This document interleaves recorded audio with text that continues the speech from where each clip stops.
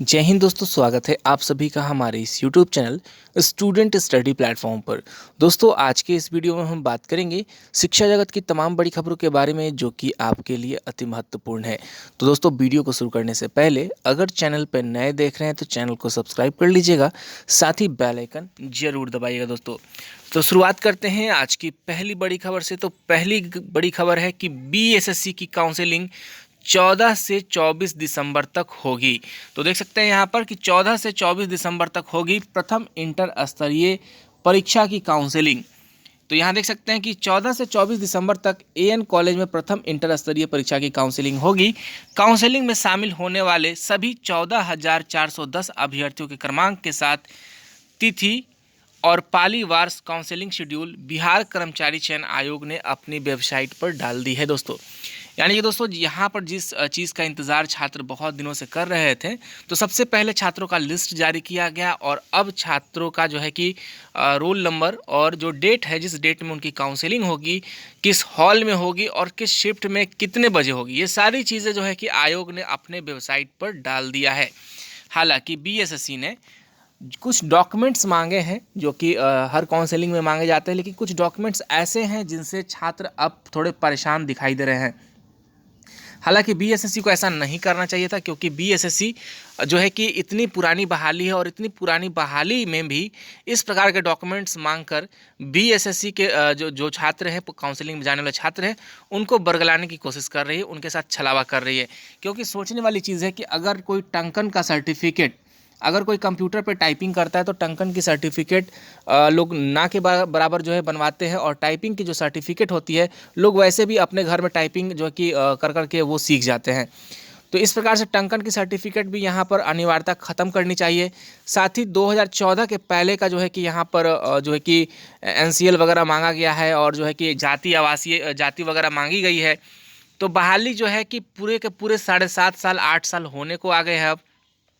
तो इस हिसाब से इस बहाली में करंट जाति, करंट NCL वगैरह बनाकर मांगना चाहिए था, ना कि 2014 के पहले का। तो इस प्रकार से ये बहाली में जो डॉक्यूमेंट्स मांगे, ये थोड़े से अचरज में डालते हैं छात्रों को और छात्रों के बीच में कन्फ्यूज़न पैदा कर देती है। सबसे महत्वपूर्ण बात कि अगर इतने सारे डॉक्यूमेंट्स अगर मांगे ही गए हैं, तो क्यों नहीं वनरक्षी के फिजिकल का जो दौर हुआ था, जो पैदल चालू हुआ था, उसका भी एक डॉक्यूमेंट मांग लेते। तो ये सारी चीज़ें हैं जहाँ पे आयोग पे प्रश्न चिन्ह खड़े हो रहे हैं। तो छात्र जो हैं अब आयोग से डिमांड करेंगे कि ये जो एक्स्ट्रा जो इधर उधर की जो डॉक्यूमेंट्स हैं, जैसे कि मैंने बताया अभी टंकन की सर्टिफिकेट हो, या इसके अलावा जो 14 के पहले का जो जाति आवासीय हो, तो इस सारी चीज़ों का जो अनिवार्यता है उसे समाप्त करके BSSC को चाहिए कि जो डॉक्यूमेंट्स है वो करेंट का मांगा जाए। ऐसी कोई बातें नहीं है कि मतलब छात्र को जो है कि बाहर किया जा सकता है। तो डॉक्यूमेंट्स करेंट का मांगे और सभी छात्रों को लेने का प्रयास करें, ना कि बाहर करने का प्रयास। तो दोस्तों, अगर जो भी इंफॉर्मेशंस रहेंगी BSSC काउंसलिंग को लेकर, आपको हमारे चैनल के माध्यम से मिलती रहेंगी। और मैं खुद आज जाकर कोशिश करूंगा आयोग से पता करने की कि क्या क्या हो सकता है इस डॉक्यूमेंट्स को लेकर, क्या ये डॉक्यूमेंट्स वो चेंज करेगी, और सारी बातें मैं वहाँ पर रखूँगा और देखते हैं क्या इसमें निष्कर्ष निकल कर आती है। बात करें अगली खबर पर, तो बिहार में जो भी परीक्षाएं होती हैं, रिजल्ट आता है, काउंसलिंग होती है, सब कुछ होता है, जो है कि लास्ट मोमेंट में क्या होता है कि हाई कोर्ट का एक बड़ा फैसला आता है जिसमें नए सिरे से शुरू करें नियुक्ति प्रक्रिया। तो दोस्तों, यहाँ पर देख सकते हैं कि राज्य में 1767 अमीनों की बहाली का विज्ञापन रद्द। तो यहाँ देख सकते हैं कि पटना हाई कोर्ट ने राज्य में 1767 अमीन के रिक्त पड़े पदों पर बहाली के लिए जनवरी 2020 में निकाले गए विज्ञापन को रद्द कर दिया है। कोर्ट ने राज्य सरकार को निर्देश दिया कि वह नए सिरे से अमीन की बहाली 3 माह में विज्ञापन प्रकाशित करके निकाले। और यहाँ देख सकते हैं, यहाँ देखिए, जस्टिस PB बजंथरी की एकल पीठ ने याचिकाकर्ता राम बाबू आजाद व अन्य द्वारा दायर कई रीट याचिकाओं पर सुनवाई करते हुए यह जो है कि निर्देश दिया। राजस्व एवं भूमि सुधार विभाग पिछले साल 20 जनवरी को 1767 अमीन के पदों के लिए विज्ञापन जारी किया था। इसके तहत जो है कि बिहार संयुक्त प्रवेश प्रतियोगिता परीक्षा परिषद इस वर्ष 8 से 12 अगस्त तक इसकी ऑनलाइन परीक्षा ली और 24 अक्टूबर को रिजल्ट जारी किया गया। फिलहाल 7 और 8 दिसंबर को चयनित आवेदकों की काउंसलिंग जो थी निर्धारित थी। तो यहाँ देख सकते हैं कि सारी प्रक्रियाएं कंप्लीट थी। 7 और 8 दिसंबर को यहाँ पर काउंसलिंग कराया जाना था और लास्ट मोमेंट में आते ही जो है कि अब यहाँ पर जो इस बहाली को कैंसिल किया गया है हाई कोर्ट के द्वारा। याचिकाकर्ता के वकील वरीय अधिवक्ता दीनू कुमार ने बताया कोर्ट को बताया कि अमीन के पद पर बहाली के लिए शैक्षणिक योग्यता के लिए जो योग्यता राज्य सरकार ने विज्ञापन में प्रकाशित की थी वह प्रावधानों के अनुरूप नहीं था।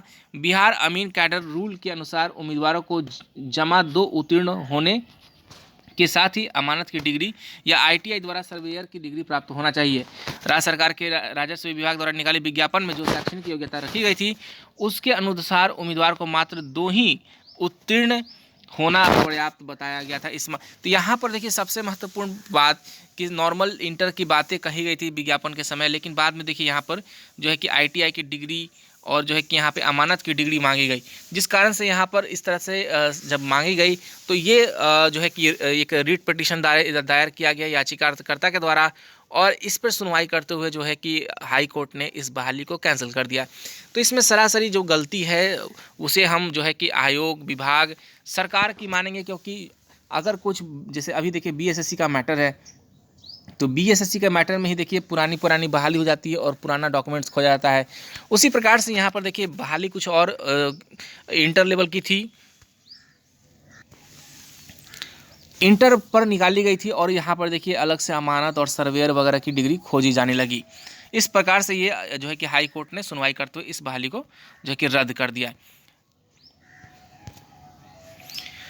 तो यहाँ देख सकते हैं कि याचिका में दलील है कि अमीन बहाली के लिए जो योग्यता राज्य सरकार ने विज्ञापन निकाली थी वह प्रावधानों के अनुरूप नहीं थी और कोर्ट का निर्देश है कि 3 माह में सरकार निकाले बहाली और नए सिरे से करे नियुक्ति प्रक्रिया।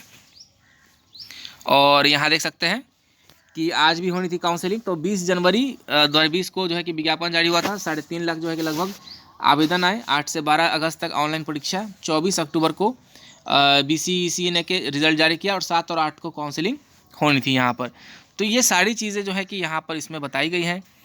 और देखिए यहाँ पर अभ्यर्थियों का स्कोर कार्ड भी जो है कि जारी कर दिया गया था। देखिए बिहार संयुक्त प्रवेश प्रतियोगिता परीक्षा परिषद द्वारा करीब 3.5 लाख आवेदनों में 20,000 अभ्यर्थियों को शॉर्टलिस्ट कर लिखित परीक्षा की आयोजित की गई थी और अक्टूबर में व्यक्तिगत परिणाम भी जारी कर दिया गया था। सभी अभ्यर्थियों का स्कोर कार्ड जारी कर दिया गया था और अंतिम चयन सूची और उसके बाद दस्तावेज जाँच की प्रक्रिया बाकी थी।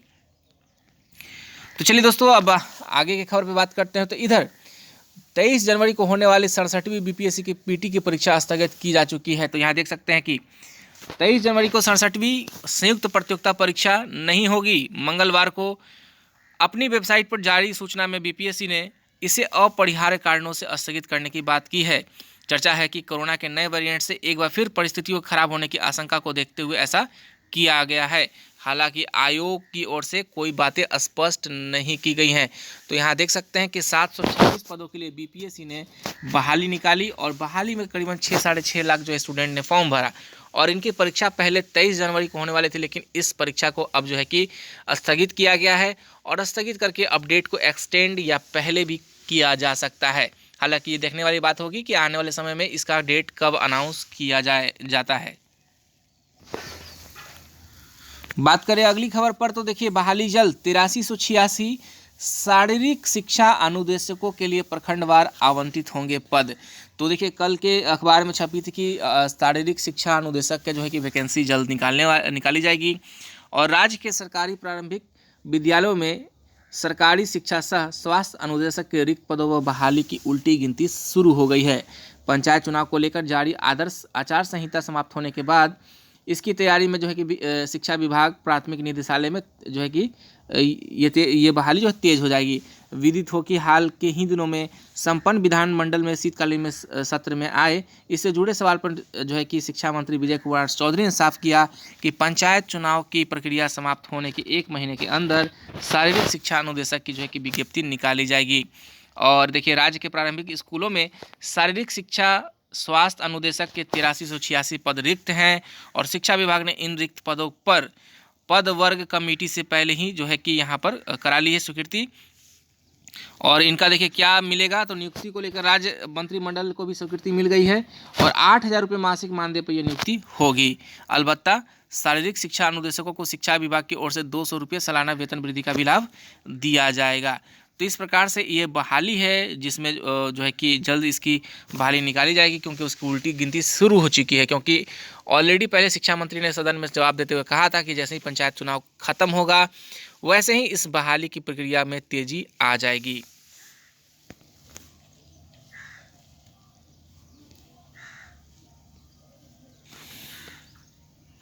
बात करें अगली खबर पे, तो अगली खबर है कि 16 से CTET अब तक नहीं मिला प्रवेश पत्र। तो 16 दिसंबर से होने वाली परीक्षा CTET को लेकर अनाउंसमेंट था कि पहले ही एडमिट कार्ड जारी कर दी जाएगी, लेकिन अभी तक एडमिट कार्ड नहीं जारी किया गया है। तो CBSE की ओर से central teachers eligibility test CTET 2021 बदले पैटर्न पर 16 दिसंबर से 13 जनवरी 2022 तक परीक्षा आयोजित किए जाएंगे, लेकिन अभी तक एडमिट कार्ड जारी नहीं किया गया है। एडमिट कार्ड पहले हफ्ते में जारी होने की बात कही गई थी, लेकिन परीक्षार्थियों को एडमिट कार्ड जारी होने का अभी भी इंतज़ार है। यह पहली बार होगा कि CTET CBT मोड में होगा, यानी कि कंप्यूटर बेस्ड टेस्ट होगा। इसके लिए विभिन्न प्रैक्टिस सेंटर्स की सूची जारी कर दी गई थी ताकि परीक्षार्थी अपनी तैयारी कर सकें। बता दें कि परीक्षा 2 शिफ्ट में आयोजित की जानी है। पहली शिफ्ट 9:30 से 12 और दूसरी शिफ्ट 2:30 से 5 बजे तक होगी। CTET कुल 20 भाषाओं में परीक्षा आयोजित कराएगी। तो 16 दिसंबर से यहाँ परीक्षा स्टार्ट है, लेकिन अभी तक जो है कि इसकी एडमिट कार्ड नहीं जारी की गई है। हालांकि इससे पहले ही अनाउंस किया गया था कि इसकी एडमिट कार्ड जो है वो दिसंबर के प्रथम सप्ताह में जारी हो जाएगी, लेकिन देखिए दिसंबर का अब जो है कि दूसरा सप्ताह स्टार्ट होने को है और अभी तक इसकी एडमिट कार्ड जारी नहीं की गई है। बात करें अगली खबर पर, तो सिमितुल्ला आवासीय स्कूल के लिए 127 पदों का सृजन किया गया है। तो ये कैबिनेट का फैसला है कि मुख्यमंत्री नीतीश कुमार की अध्यक्षता में मंगलवार को राज्य कैबिनेट की बैठक हुई। इसमें सिमितुल्ला आवासीय विद्यालय जमुई के लिए 127 पदों का सृजन किया गया है। इसमें 1 प्राचार्य, 1 उप प्राचार्य, 62 शिक्षक और 63 शिक्षकेतर कर्मी होंगे। इस पर 7,30,31,868 के वार्षिक व्यय की मंजूरी दी गई। तो यहाँ देख सकते हैं कि नई बहाली जो है कि यहाँ पर निकाली जाएगी, जिसमें 1 प्राचार्य होंगे, 1 उप प्राचार्य, 62 शिक्षक और 63 जो है कि शिक्षकेतर कर्मी हैं। दूसरी की उम्र सीमा में छूट, तो योजना व विकास विभाग के अंतर्गत बिहार सांख्यिकी सेवा तो नियमावली 2021 की स्वीकृति दे दी गई है और इसके तहत संविदा पर काम कर चुके अभ्यर्थियों को उम्र सीमा में छूट मिलेगी। और विभाग का मानना है कि रिक्त पदों पर अनुभवी पदाधिकारियों का चयन हो सकेगा। तो यहाँ देखिए कैबिनेट के कुछ फैसले हैं। कैबिनेट के कुछ फैसले में जो है कि सिमितुल्ला आवासीय स्कूल के लिए 127 पदों का सृजन किया गया है और ये जो है कि पदों का सृजन के बारे में जो फैसला लिया गया कैबिनेट का फैसला है दोस्तों। तो चलिए दोस्तों, आज के लिए बस इतना ही। आप सभी का बहुत बहुत धन्यवाद। और साथ ही अगर चैनल पर नए देख रहे हैं तो चैनल को सब्सक्राइब कर लीजिएगा, साथ ही बेल आइकन जरूर प्रेस कीजिएगा। और बिहार की तमाम प्रतियोगी परीक्षाओं की तैयारी कर रहे छात्रों के लिए अगर कोई इन्फॉर्मेशन चाहिए होगा तो आप हमारे चैनल के माध्यम से जुड़े रहिए। आपको सारी इन्फॉर्मेशन इस चैनल के माध्यम से सबसे पहले सबसे तेज़ अंदाज में मिलती रहेंगी। धन्यवाद।